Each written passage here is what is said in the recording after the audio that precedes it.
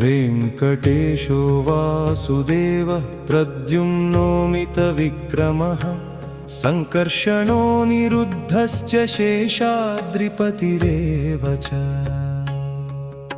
जनार्दन पद्मनाभो वेङ्कटाचलवासिनः सृष्टिकर्ता जगन्नाथो माधवो भक्तवत्सलः।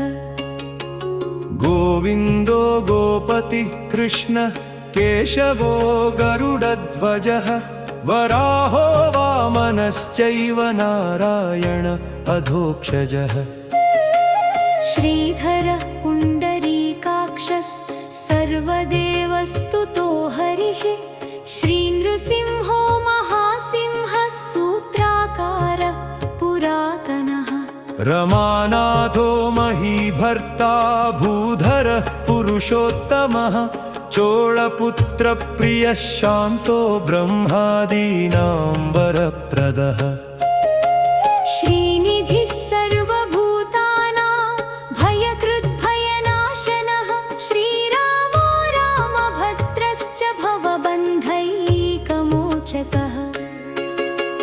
भूतावासो गिरिवासः श्रीनिवासः श्रियः पतिः अच्युतानन्त गोविन्दो विष्णुर्वेङ्कटनायकः।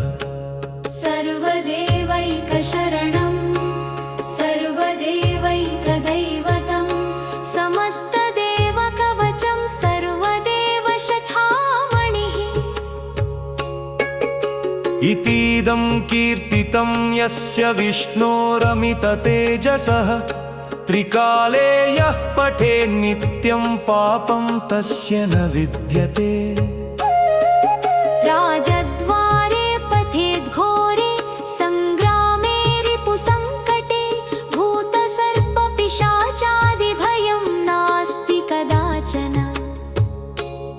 अपुत्रो लभते पुत्रान् निर्धनो धनवान् भवेत् रोगार्तो मुच्यते रोगात् बद्धो मुच्येत बन्धनात्।